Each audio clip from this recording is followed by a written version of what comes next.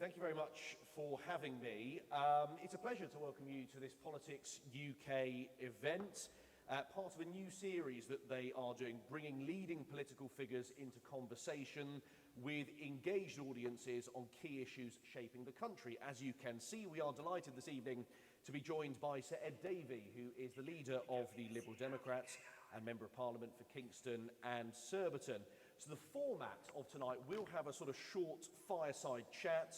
I'll try and get some news lines out of Sir Ed Davey. Then we will, yeah, you're hoping, well, don't. We then follow up with some questions from the audience, and then we will conclude with a brief panel discussion later on as well, reflecting on sort of some of what Sir Ed and I have spoken about. In parts of London, we're taking on Labour. We were in Surrey, where we're taking on the Tories, and I think we're going to take the Tories on in places like Sussex, and Hampshire, and Hertfordshire, and Huntingdonshire, and making big gains from them. So that was super exciting. But also, if you look at where we're taking on Labour, in places like London, but also in Birmingham and in Newcastle, in places like, we are really moving the dial and taking on Labour as well. One thing that we've, in talking to local activists, because it's really about thanking the community activists who've come and helped us in that part of Surrey, one thing that was coming from them was the threat of reform. And in parts of Surrey, frankly, the Conservatives disappearing, but reform taking their place. And I'm just making the point how important that is, that we are there as Liberal Democrats with good values, standing up for decency, the rule of law, preventing the division. You know, people like Farage stand for division, don't they? No division with Liberal Democrats is what I said in my speech. So it was an exciting moment. We did talk about lots of policies, happy to talk about those. Yes. But actually, we were mainly focusing on the chance and the opportunity here. By the way, we didn't talk about our opportunity in Scotland and Wales. I could do that too. I mean, that's all very grand. At the end of the day, it's a local council. No offence to councillors here, it's a really important job. But won't people be saying, well, why? I mean, I saw on the launch it said to stop Trump-style politics. Isn't this a sort of election for local councillors? Why would people be voting on Trump-style politics? Well, look at what reform do when they take control. You remember the Doge experience in Washington, where they tried to slash and burn, that horrible, very right-wing divisive approach that Donald Trump took. Well, reform said, we'll do that here. And look at what they've done. They've closed care homes in some places. And of course, it's rather more difficult than they thought. You know, they made all these promises and they failed to deliver. That type of politics, I think, is awful. And, you know, there'll be people, I think, in different communities who will feel, if reform get elected, that they and their families and their community will be less welcome. And so we've got to stop that. It's so important. So if voters are going to take one sort of message away from the Lib Dem launch today, what is your one message to voters? If you sort of put it in a clear, concise, why should people vote Sir Ed's Lib Dems? Well, positively, I'm going to say two things, right? Classic. Positively, if you vote Liberal Democrat, you'll get a local champion who's really in your community, listens to people and responds and gets things fixed, gets things done, rather than all the nonsense you hear from other parties. And the second thing I'd say, which is in a way is a bit negative, but the truth is we stand against reform councils and Conservative councils, particularly reform, that are very divisive. And if we can stop them by winning those seats, winning those councils, I think that's a really big achievement. Okay, I'm going to go like this. I feel like I'm neglecting this side as well. Well, yeah, now it's slightly. I mean, what you've just said then, great. There'll be people listening to that saying, well, Zach Polansky's told me that. Zach Polansky's the person who is going to come in. He's a sort of breath of fresh air. What do you make of Zach Polansky? Because he's formerly of your clan, isn't he? He's a former Lib Dem, not a million miles away. Yeah, and he wasn't selected, and I think he then went off in a bit of a...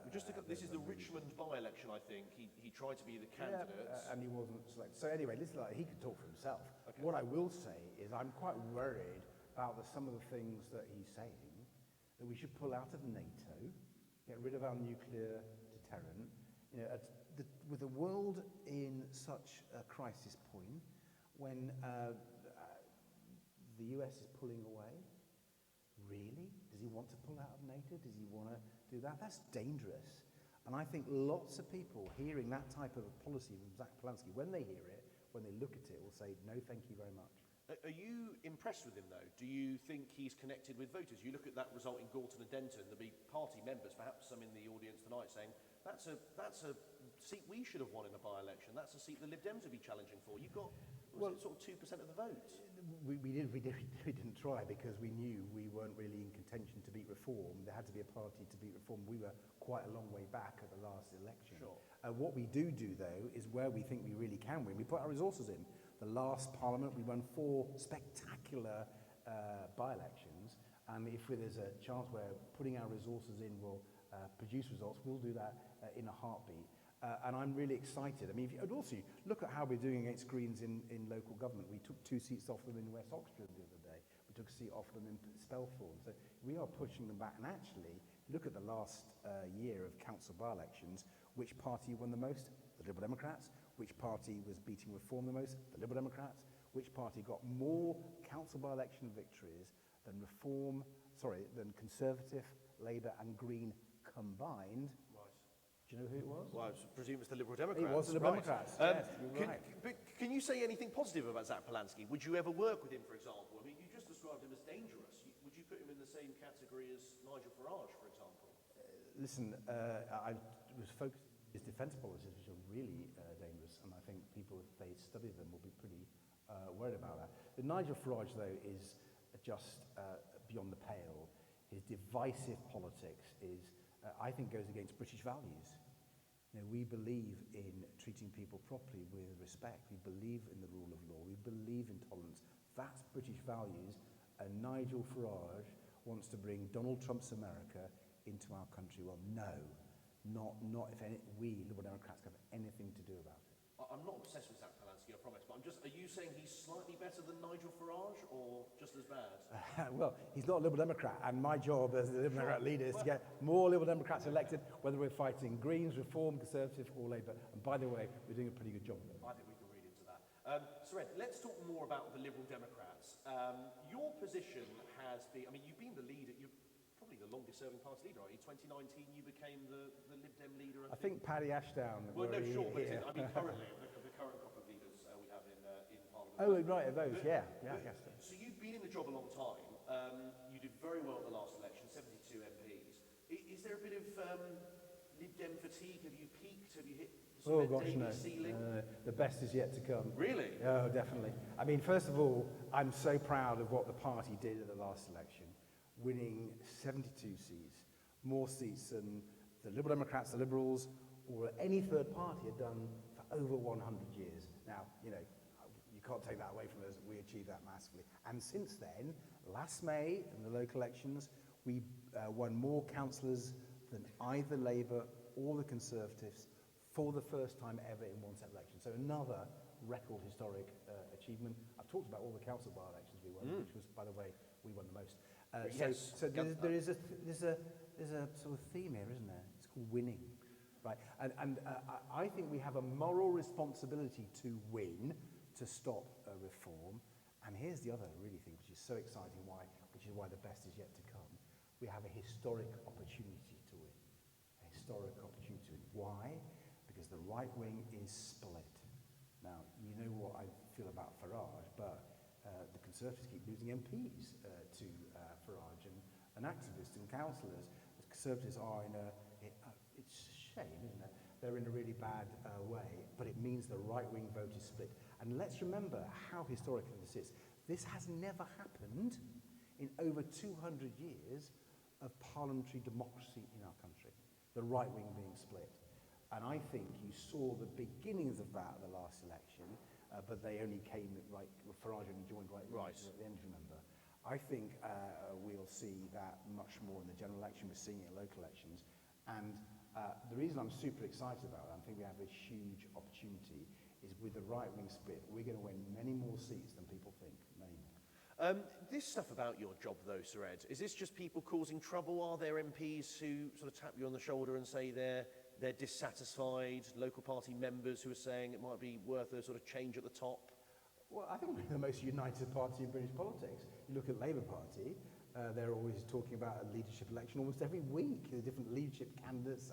Andy Burnham, for example, wasn't allowed to stand because he might threaten Keir Starmer. That's the party where leadership elections are being talked about the whole time in public.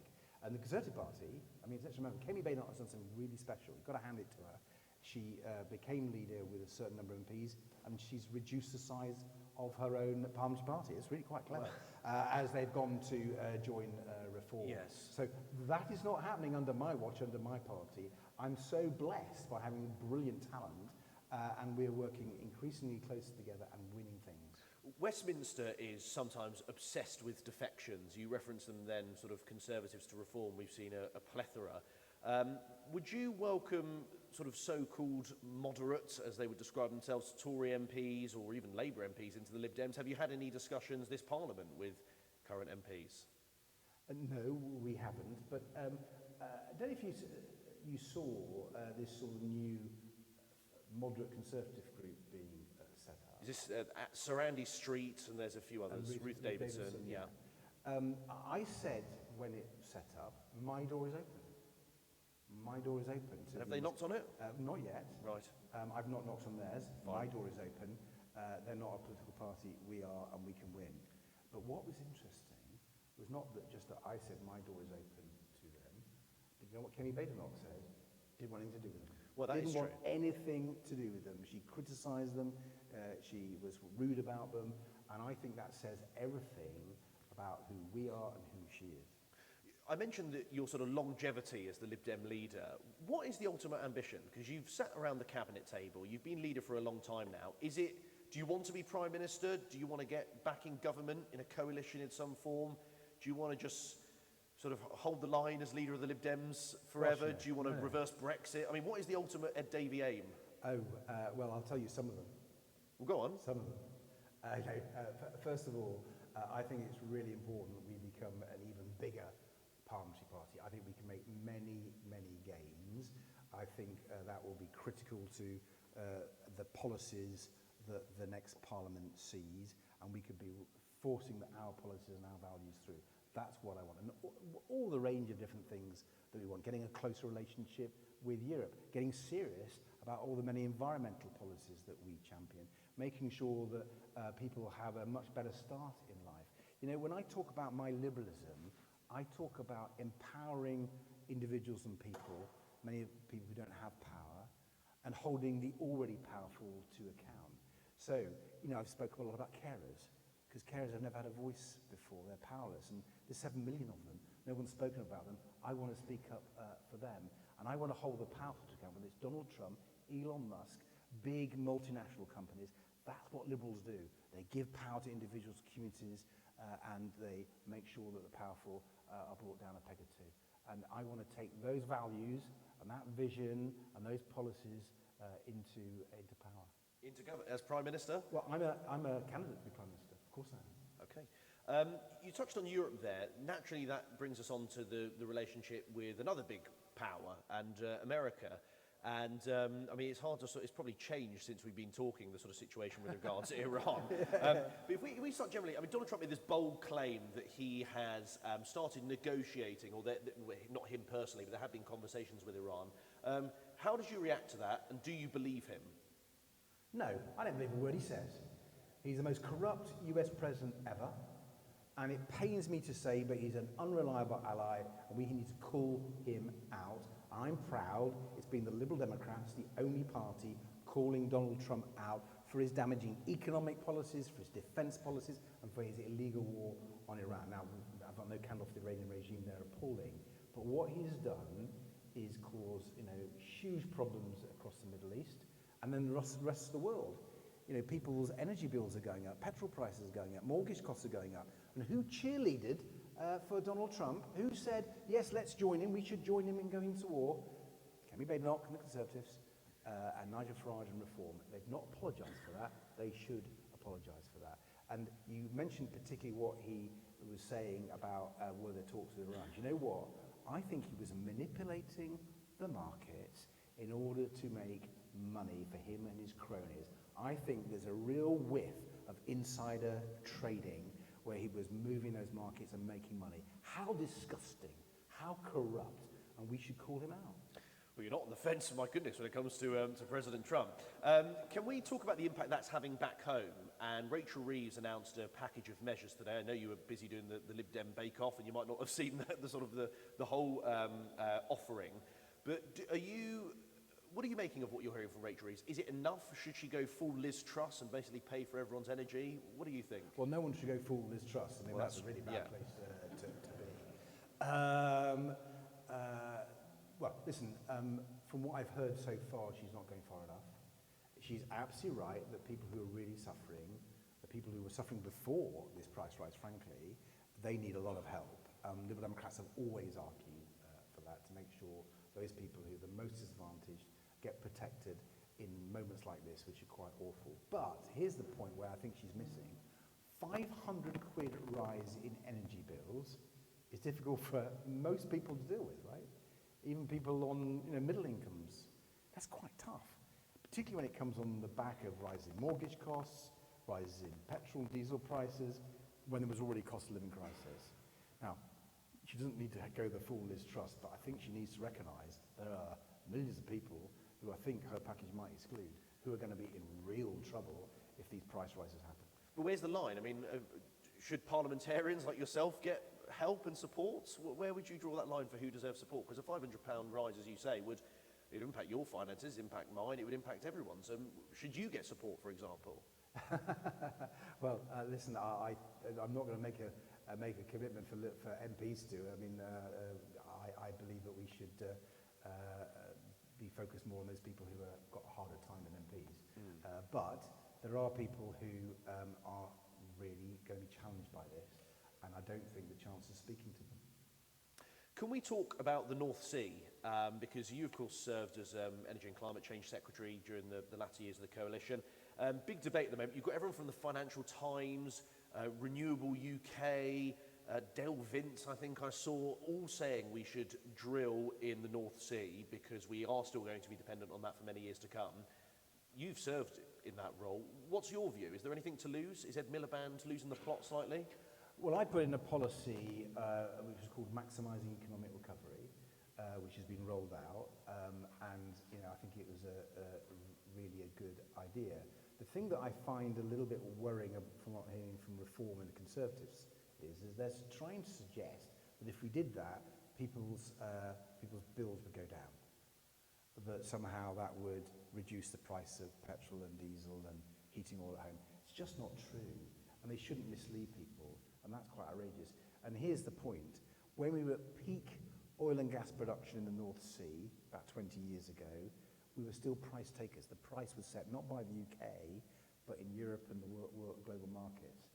So there's a bit of misinformation going on, and the idea that drilling now would somehow sort our energy security now, of course that's not true because it would take years to do. We have said, to be really, really clear, that if a particular individual project passed the climate change test, and that's really important that the climate change tests are passed, then we'd be up for that licence being granted. Well, I mean, I read we're going to need 15 billion barrels of oil from the North Sea until 2050. So would it not make sense to approve some of those new projects? I've seen numbers like that. I'm not sure if I...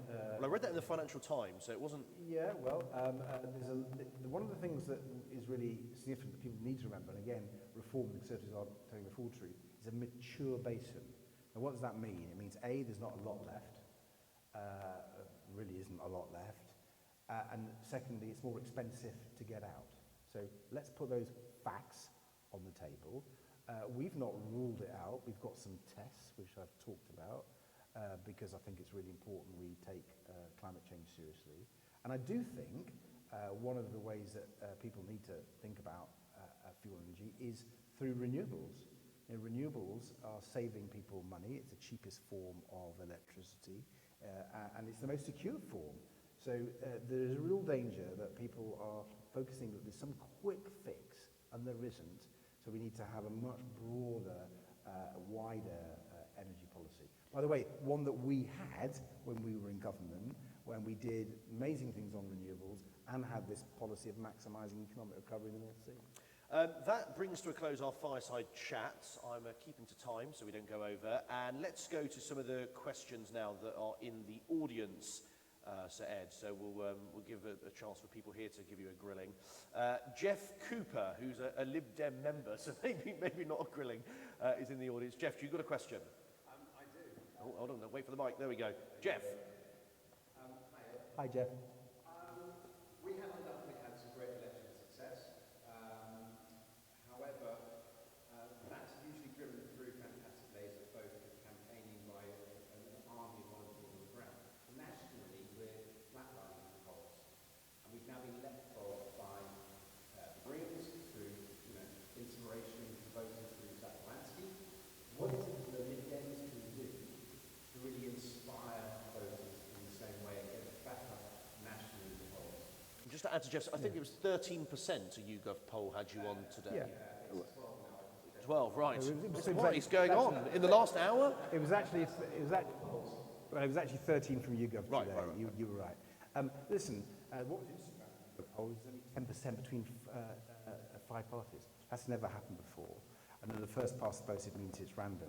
And it's one of the reasons why we keep winning in elections, in local elections around the country. Now, do we want to inspire people? Yes, we do. And I'm really proud of our position on Trump. No one else has been doing that. And I think we speak for the vast majority of the country in the position we've taken on Trump. On Europe, leaning to that, talking about a new customs union, the way to deal with the cost of living. It's a practical policy. Again, the only people talking about it. I'd like to mention about our position on care, because that speaks to millions of voters. And so I'm not surprised that when we have elections, we actually win. Now, of course, polls go all over the place. But, this time, the last election, we were much, much lower in the polls, much, much lower, and we got our best result for 100 years. As I said to an earlier question, the best is yet to come for the Democrats. So you're saying to Jeff, it's all going to be fine, but it's going to get better? Yeah, well, we'll keep winning. I mean, it'll build on the winning platform that we've been seeing. Okay. Question has come in before from David. I'll read it to you. David Conquest from Basingstoke and Dean Borough Council. I don't know if he's a Lib Dem. It says, AI is likely to fundamentally change the way workers and businesses operate and perhaps even the social contract. Should politicians be talking to the public now about how we want to shape our future society to put humans, not businesses, first? Yes. There we go. But actually, let me say a little bit more than that. We have a brilliant spokesperson, it's Victoria Collins, who's getting a real reputation for engaging with the industry, with entrepreneurs, with people in government, about how we need to adapt for AI. And I think it's quite exciting. I think there's many, many positive things that we could do. But I think this is inherent in David's implicit in his question. We also need to make sure that it is serving people, not just very, very, very rich billionaires getting away with it. And one of the things that I've been very vocal on is how we stand up to people like Elon Musk. And he's, I'm sure, putting his billions, the richest man in the world, into AI. I don't want him deciding how this goes. We saw the appalling things around the clock, didn't we? And eventually we managed to hold him to account for those. We've got to stop these rich billionaires taking this technology for their own wealth, not for serving the people. Okay, and we'll return to AI in the panel discussion as well. Have we got Liam Lyons from Woking Borough Council? Are you a Lib Dem? Oh, Lib Dem. He's from Woking. He's from the... Of course he is. My question is this. I understand that the last general election, people had Brexit fatigue. But when is the right time for us to start talking about rejoining the EU again? And the follow-on to that, you talked about Nigel Farage earlier. How is he avoiding accountability for what is used by all objective measures and abject disaster? Well, let me deal with the abject disaster. The botched Brexit deal has been a disaster for our country. It's been a disaster for businesses across the country who are finding it more expensive, more difficult to trade with our European neighbours. And he should, and the Conservatives, be held account for that disaster. It's led to higher taxes. It's led to a real strain on our public services. There was a report out from sort of the American version of the IFS, a really detailed study showing it probably costs the Exchequer £96 billion. I mean, huge amounts of money, more than we've raised from the taxes we've seen from the Conservatives and Labour. So it has been an absolute disaster, and they should be held to account. I've already been sort of leading the way in terms of how we rebuild that relationship. It's been the Liberal Democrats talking about a new EU-UK customs union, which would go quite a long way to be able to enable those businesses to grow again, pay more taxes, help people with the cost of living. So that's a big first step. We've also embraced the idea of a youth mobility scheme. We've been pushing for it in the House of Commons. That would be a big step. And one of the reasons why that is so important, it's about rebuilding trust with Europe. And I said this during the last election. One of the problems about rebuilding our relationship with Europe is Europe doesn't trust us anymore. The way Boris Johnson, remember him, and the Tories treated Europe was so bad that people are saying, well, really? And of course they look at Farage and they go, hold on. And so we've got to reach out to them and show them that the Farage folk don't represent the majority of the British people. We need to rebuild that trust. And that's what we'll do, and we'll lean more and more into that. But does that mean rejoining the EU, just to be clear, in the next manifesto? I mean, everyone knows you want to. Why don't you just say? Well, in the last manifesto, we said, in the medium term, that's what we would do. We said it in our last manifesto. Right, so you would... But the point I'm making is it's a two-way decision. If it was just us, that might be easier. But you've got to work with Europe and where they're at. Sure. And so what we set out in the last manifesto, I'm sure you read every word. Absolutely. It's on my, We had a four-stage process of rebuilding that trust, based on things like the customs union and working with the many projects, Erasmus and so many other things. And if we rebuild that trust, I think we can do many things faster. And let me just, sorry, this trust point is so important. Okay.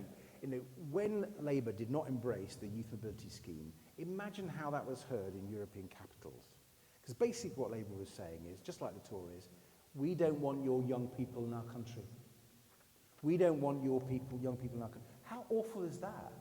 You can't rebuild trust when you say you don't want their young people in our country. And that was so wrong. Big mistake by Keir Starmer. His reset has been so timid. We want to go much further. And I think if you showed that you want to engage with Europe by embracing things like a youth mobility scheme, that we would welcome young Europeans in our country, and our young people would have the chance that they used to have to travel around Europe, that would be a massive step forward in rebuilding that trust. A few more questions. Have we got Nicholas Wicks here? Hello, Nicholas. We're just waiting for a microphone coming your way. There we go. Very speedy. So, as the main county council election, what do you think is the best strategy to tackle reform care? Just to reiterate that, so we heard this in the brief discussion earlier. This is about Reform UK. What's the best way to tackle them? Well, to stand up to their divisive politics by showing that we are the opposite of them. And you know what? I think the majority of British people can't stand Nigel Farage and Reform. Yes, they have a following, of course they do, but people overblow it. You go and knock on doors, there's a vast majority of people who hate Reform, really think they're Nigel Farage, think they're not British, they don't stand for true British values. And there are some, I don't know if any people in the audience have seen this, I found people who were switching between Liberal Democrats and Reform. That's quite an interesting group of people. Really? No, it is. Well, I'll tell you why I think it is. Some people feel they're in their communities and no one's bothered. No one's knocked on their door. No one cares about them. And, people get frustrated by that. Now, those people who are otherwise supporting Reform, I think we can win them over by knocking on their door, by listening to them, by doing the community politics I was actually talking about during our launch of the local elections today. And I think people know that we're the ones who care about them. Actually, I'm talking about my wife again. She was knocking on the door in her ward, and she said there was someone who was thinking about voting Reform, and then she said, well, are you a carer? She said, yeah, I'm a carer. And by the way, I've seen what the Liberal Democrats are doing on care. They're really talking up about it, and we really like that. And my wife switched from Reform to Liberal Democrat. Thank you. Just on that, have you ever spoken to Nigel Farage? You talk about him a lot. Have you two actually ever had a chat? Well, probably years ago, actually, when we were fighting him over Brexit. Right. But not since Parliament? No? Honestly, Not over a sort of ham and cheese toasty and the... No, really haven't. I mean... or a pint? Pint. do me a favour. So that's a no for a pint with large mushroom. I think we've got time for one more. Let's go to, have we got Esther Briggs here? Esther Briggs. There's Esther Briggs. Wait for the microphone. Here we go. It's just arrived to your right-hand side. There we go. My name is Mr. Briggs. I run an organisation for young people all over the UK. My question is this: do you think we should educate and mentor, get more young people involved in politics today? If we should get more young people into politics today? More young people. Sir Ed. Absolutely, completely agree. And if we as a party can work with your organisations to do that, I'd be really, really keen to hear that. There's one organisation I've been working with called Patchwork Foundation. They do a lot of work with young people from disadvantaged communities, but I'm sure there are others like yours who are there, and we want to work with them. Obviously, we'd like them to be Liberal Democrats, of course, you'd expect that, but actually showing them that politics is really important, that you can change things for better by getting politically active in your community and in a political party. And just on that then, lastly, how did you get involved? I don't know if you were a young person when you got involved in politics. You worked with Paddy Ashdown, I was a young person once. Once, yeah. Not that long, 10 years ago, in your 30s now. But you sort of worked with Paddy Ashdown, or? I did. Well, to be honest, I wasn't involved in politics in a political party way at university. I was quite involved in the environmental movement. The environment is something I feel passionately about, whether it's climate change, whether it's nature. But I wasn't quite sure what I believed in. I studied political philosophy and I became a liberal. Liberalism is such a fantastic philosophy. It talks about the freedom of every individual, values each individual properly, believes in human rights, believes in empowering people by building their communities. It believes in internationalism and valuing people in other parts of the world. And that liberal values that I studied spoke to me, but I hadn't yet taken the jump to join a political party. Actually, I was thinking of working in developing countries and becoming an agricultural economist.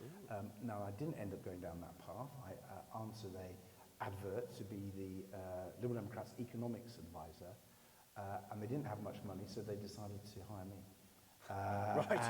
And you were stuck. And so I started working for them on the 3rd of January 1989, was totally inspired by Paddy Ashdown, joined the party a month later, and the rest is history. And we worked on things like a penny on income tax for education, which I worked very closely with Paddy and others on, and that was our sort of signature tune at the 92, 97, 2001 election. Probably some people here weren't born then, but we put those sorts of things forward, and that's how I got into the party. And actually, one of the reasons I answered the advert was because people like Paddy Ashdown and Simon Hughes and others were the only people in Parliament talking about the environment. Because that had mattered to me, I thought, I'm going to go for that job. And I was surprised to get it. And the rest is history. You've had a long day today with your local election launch. So, Sir Ed Davey, thank you very much for joining us. Politics UK event. Put our hands together for Sir Ed Davey. Thank you.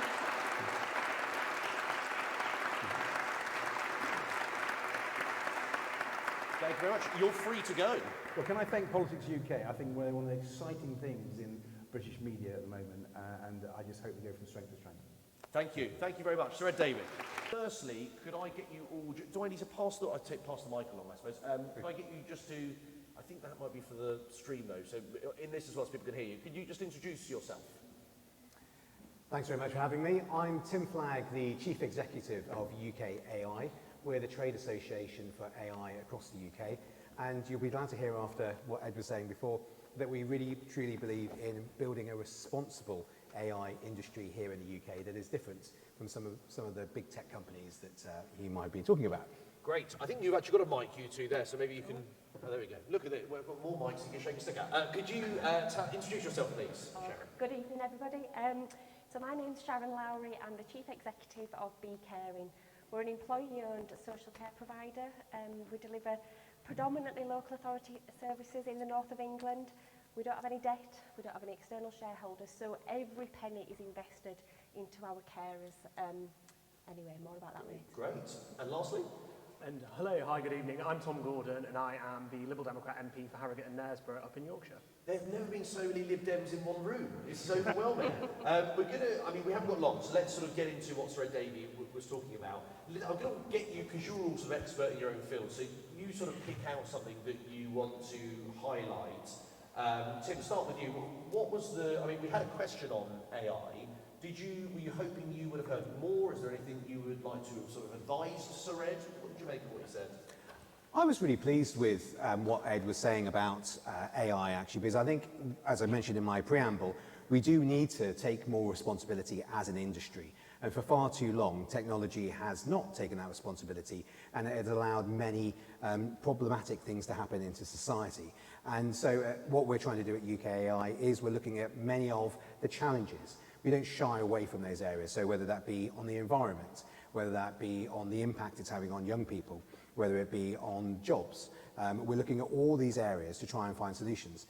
And the really exciting thing is that here in the UK, we're actually pretty good at coming up with not just the ideas, but the execution of companies that can apply technology to address those challenges. So, for example, back in January, we launched a report looking at and showcasing many of the companies across the UK who are building green AI solutions. So you often hear about data centers using all this energy, but actually here in the UK, because energy is so expensive, the data centers have had to really adapt, and they now operate at a much more efficient level than any of the data centers in the US. So I just give that as an example of where British companies are innovating.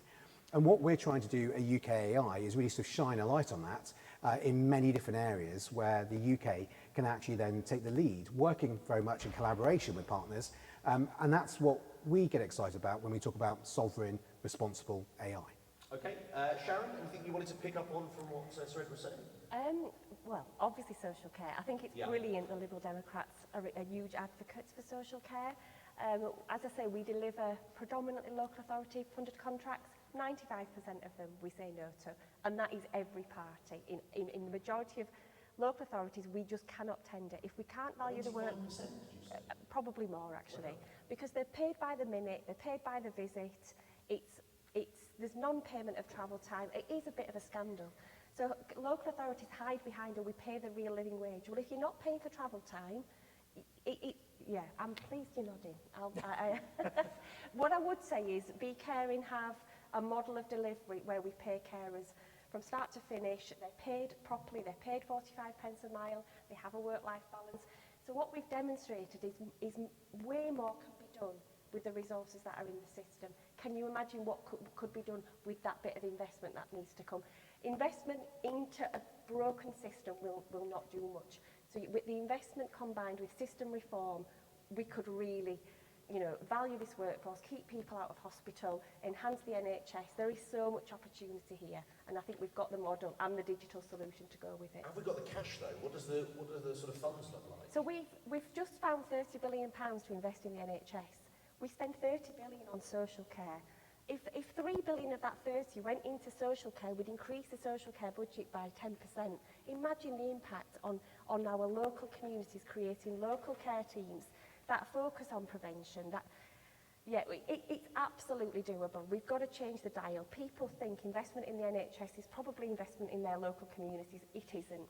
The NHS and your local authorities have two different funding streams, and sadly, the local authorities are strapped for cash. We've got to shift that dial somehow. Thank you. Well, I'm sure we'll come back to that in a bit. Tom Gordon, you're not going to say anything critical of Ed Davey, I wouldn't imagine. Are you one of these MPs that's briefing against Sir Ed? Is that all sort of journalist nonsense? What do you make of this? It's just frustrating. Genuinely, I think, we've got the best ever election result we've had, 72 MPs. We've got some phenomenal talent in our parliamentary party. And when you hear about stuff, I don't know who you're speaking to, who the media are speaking to, certainly not me. Every political party will have, their slight gripes and frustrations.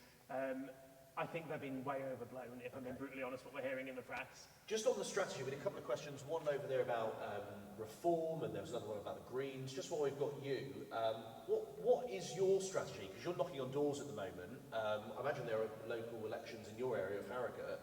What are you saying to voters? So, At the moment, we've not got locals in Harrogate, but there's loads in West Yorkshire. Every local authority in West Yorkshire's up. Hull, I sort of travel around and cover all of Yorkshire at this point. And when we're speaking to people on the doorstep, there is that real openness for people who haven't necessarily voted Liberal Democrat to vote Liberal Democrat this time round. I think exactly what Ed said, there is a real wariness of people about the snake oil salesman of populism and politics from parties of the far right and the far left. And I think there's real frustration there. That people are wanting people who will actually understand their local communities, go out and do the hard graft. It's really easy to promise, a land of milk and honey when you don't have to deliver it, and that's what will be really key after the local elections in May, is holding some of those authorities that do fall for it to account. Do you get the Zach Polanski thing? I mean, clearly he's quite popular at the moment. He's the leader of the Green Party, of course. Do you understand why he's connecting with some voters? Well, there is just that gap in the market, and I think there's loads of parties all scrambling for it. There is a fracturing of the traditional two-party system, and to some degree, he's only recently come into the position as the leader of the Green Party, and he's shiny and new. What will be really interesting is, the next general election is a long, long way away. Is will he still have his shine by that point? If the Greens do end up running more councils, what's that look like? When they were running Brighton, they were litter in the streets and a bin fiasco. So, let's hope that's not a recipe for the rest of the country. Thank you, Tom. Tim, back to you. We spoke about AI earlier on, the sort of general view of it. There are still a lot of, I sort of count myself in this, who, there's a trust issue, right? Not a bit sceptical about the rush from some companies to sort of go for adopting AI. How do we do it responsibly and actually take people with us? Because at the moment it's quite frightening. I think we have to admit that. And I think that's the first place, to be humble enough to be able to say that it is overwhelming, it is scary, and a lot of people are very anxious about it. And actually, I want to give credit to the Lib Dem team, Victoria Collins, and their Everyday AI program, because I think we're on very much the same page here. We see trust, the word you use there, as being fundamental to being able to grow. Oh, my battery's gone. Thank you. Being fundamental to being able to grow a successful AI industry here in the UK. That actually a lot of the businesses who are building the products and services using AI-powered solutions, they're selling them to humans, whether those be the consumers who are buying those services, whether those be the employees in the organisations who are trying to get to use those tools, or whether they be the citizens who are using the government services. And those humans are anxious. They sometimes just don't see the point. So we're all trying to sort of look at this as why people aren't adopting and why they aren't using AI. And it comes down again and again to trust. So how do we solve that? I think it's, we've got to lean into some of those challenges. Like I said before, that's something that we're actively doing. We're not shying away from some of those challenges. We're trying to come up with solutions. We're trying to understand those challenges, whether they be lack of diversity in the industry, biased data sets, or the environment, like I mentioned before. We're actively trying to find solutions there. But at the same time, we're also working on education. And whilst the technical education around how to actually code and how to be a programmer, that's really important. What's more important is the broader education, just getting the familiarity, the numeracy, the digital literacy to be able to do basic things using AI-powered tools. And when we get that right, then we will unlock the trust, which will mean people will be able to use it. Because actually, when used properly, AI can be a massive force for good, but only when we have that trust. Okay, thank you, Tim. Back to Sharon Lowry from Be Caring. When you hear all this talk about AI, I mean, you're talking about sort of from the coal face there, the challenges of the care sector. Does it all feel like a sort of another world? Can you envisage how AI is going to benefit you at Be Caring, for example? Absolutely. But what I will say is we have to value our amazing workforce out in the communities. We've got to get that right. Then we can use digital tools to add value. So our care workers are already, using digital tools. We've got care planning systems. We organise our rotas as efficiently as possible to make sure we minimise travel time, pay carers properly. So absolutely, I think it is the way forward. But do you know what? If AI does, it may free up a workforce to come into care. People who work in social care love their jobs. The impact they make is incredible. Often they leave because they're not getting a regular income. There's no guaranteed hours. They don't know if they can pay their rent or put food on their table. Many of the care workers are in poverty. We've got to fix the foundations, but it's absolutely got a role to play, definitely. Thank you, Sharon. Back to Tom Gordon, MP for Harrogate and Knaresborough. You're on the joint committee, I read, of human rights. What does that actually do? Do you talk about AI on there? That's a really good question. I didn't, if I'm being truly honest, have any idea that the JCHR, the Joint Committee on Human Rights, existed before I was elected as an MP. It's a cross-party and a cross-house between both the Lords and the Commons, 6 from each, and a spread of political parties. I'm the only Lib Dem MP on it. And we look at everything, quite frankly, through that human rights lens. So we do legislative inquiries, so things like the Northern Ireland Legacy Act, look at the human rights implications of that. And we also do thematic inquiries, and one which we're looking at the moment is the human rights of AI and how that interacts with everyone's everyday lives, whether it be processing of data in a healthcare setting, whether it be processing of images, when we're talking about facial recognition in public surveillance. There's a whole raft of work there, and some of the people on that committee, particularly in the Lords, where they've got the time and detail to go through it in scrutiny in depth, is really phenomenal and fantastic. We've done inquiries into things like modern-day slavery, transnational repression, so there's a real plethora and spread. And I think certainly that's one of the things that I found most enjoyable in my time as an MP so far. Well, they're a challenge. I mean, you spoke about facial recognition, for example. Liberal Democrats have been sort of traditionally against intrusive policies like that, more sort of libertarian when it comes to issues such as facial recognition. Is that something that your party and maybe sort of politicians, just us generally, are going to have to sort of suck up a little bit and make it clear that this is an everyday feature of life if we want to be more efficient, or? Well, it's a really good question, and I think if you look at the conversation we're having last summer about digital ID and how the public perception of that went from being in support and in favour to absolutely against it in a matter of weeks when the government announced it and what it might look like, and even now there's that ongoing argument of is it ever going to happen and what will it be and the watering down and what's the purpose of it. But we have ended up by the back door with the likes of Ring doorbells, a surveillance state, without anyone really noticing. So I think there's a wider conversation about how that information, that data is stored, is it secure, and how is it processed. Tom Gordon, thank you. Tim, when you hear politicians talking about AI, and pretend Tom's not here, do they know what they're talking about? Are you impressed, or are you left sort of wanting to bang your head against a brick wall? Wow, what a question. Yeah, pretend Tom's not here, as I say. No, well, I think to be fair to a lot of MPs, and we haven't interacted before, but I give them the benefit of the doubt. I think a lot of MPs have been quite humble. So the MPs I have sat down with, they haven't pretended they know all about AI, and they're really willing to learn. And I think that kind of, it maybe reflects the MPs who've been willing to sit down with us and talk about it. But there is a lot to learn, and actually no one can really be an expert in this field because it's moving so fast, so quickly, and there's so many new players in this field. So I think you have to have that humility. But a lot of I think even the government has been on a journey to understand AI, quite frankly. And when we first sat down with them a year and a half ago, they didn't really understand some of the nuances of how AI worked by their own admission. Over the last year and a half, they've put in place, both within the civil service and within the ministerial team, some real experts. And I know he's from the other party, but I am going to shout out to the Minister, Kanishka Narayan, who I think is fantastic. He comes from a tech background, he comes from a VC background, and he really understands the technology and the industry and is able to represent us and to drive forward a strategy. So it's given us a lot of faith there. So there is a wide variety, and actually, even within the Lords, which we might not expect it, there is some real expertise there, where you mentioned before they have a lot of the time to be able to go through this. I think that's true, but they're also very willing to engage with businesses and learn from businesses as well. And how about your sector, Sharon, when you're hearing from politicians? Because it's you don't want to get sort of party political, I appreciate, but the issue of social care for so long, you think of sort of Boris Johnson promising the national insurance increase to pay for it, and that got reversed, and the Lib Dems have been calling for a cross-party commission. I mean, it's sort of inherently political, whereas I'm sure you sort of wish it wasn't. What do you make of politicians talking about the issue of social care? I think it is in the too difficult box. So I think if we're going to make real change, we've got to do it on the ground, and it's got to happen at a local level.